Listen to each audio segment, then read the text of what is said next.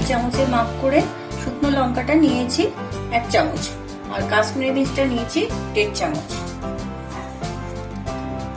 এখানে জিরে গুঁড়োটা আমি দিয়ে দেবো 2 চামচ, ধনে গুঁড়োটাও তাই দেব 2 চামচ, আর হলুদটা দেব 1 চামচ। এবার আমি সামান্য একটু জল দিয়ে মশলাটা গুলিয়ে নেব।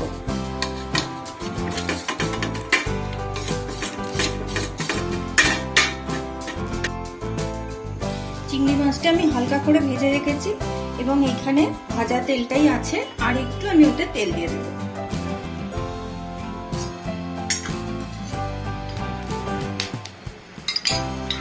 আমি 2 কলা তেল দিয়ে দিলাম।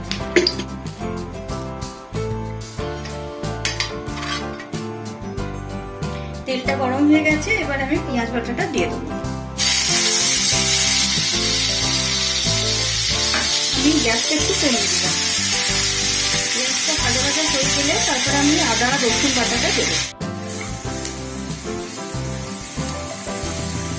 পেঁয়াজটা ভাজা ভাজা হয়ে গেছে, এবার আমি আদা আর রসুন বাটাটা দিয়ে দেবো।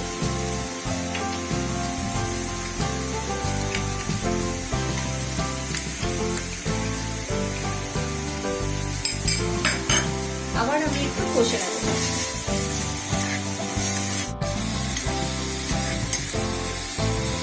আদা পেঁয়াজ রসুন এগুলো আমার ভাজা ভাজা হয়ে গেছে, এবার আমি এর মধ্যে টমেটোগুলো দিয়ে দেবো।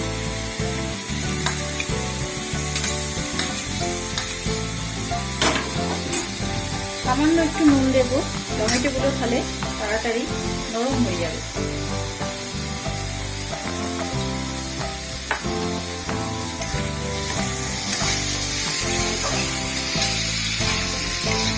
একটু জল দিয়ে দিচ্ছি, তাহলে টমেটোগুলো খুব তাড়াতাড়ি নরম হয়ে যাবে এবং মশলাটাও কষা হবে। এবার আমি ঢাকা দিয়ে দেবো।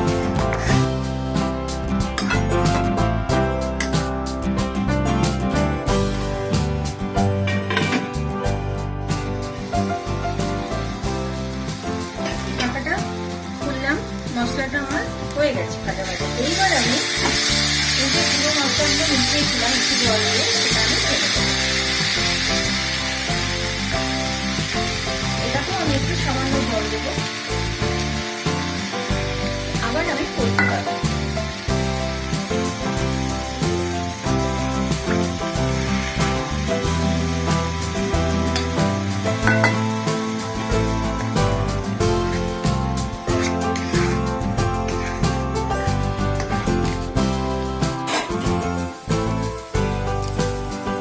মশলাটা এখানে কষা হয়ে গেছে, এবার আমি বেরেস্তাটা মিক্সিতে পিষে নিয়েছিলাম, এটা আমি দিয়ে দেবো।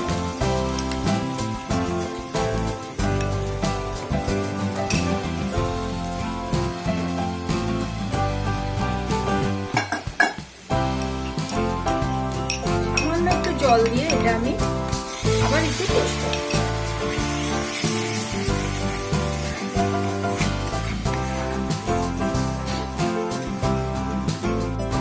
এই মশলার মধ্যে আমি একটু জল দিচ্ছি।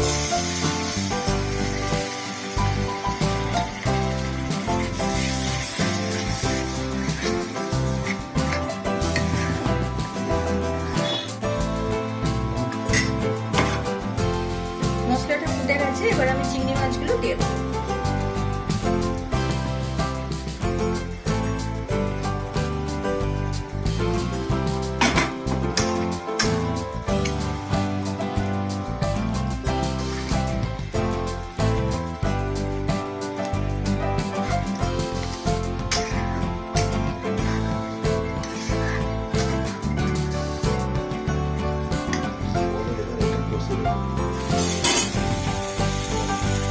দইটা আমি ফেটিয়ে নিয়েছিলাম আগে, আর একবার একটু ফেটিয়ে নিচ্ছি।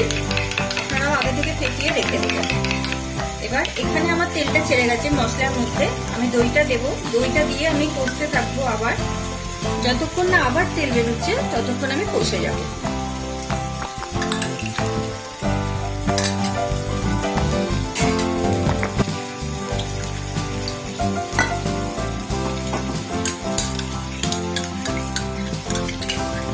এবার আমি জলটা একটু দিয়ে দেবো।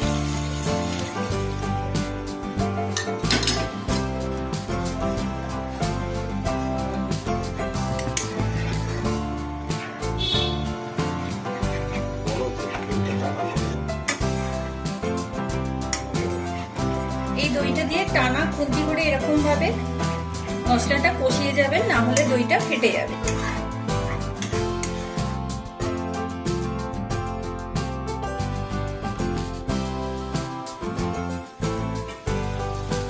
চিংড়ির কষা আমার রেডি হয়ে গেছে, আমি গ্যাসটা অফ করে দিচ্ছি। এবার আমি সার্ভ করে দেখাবো।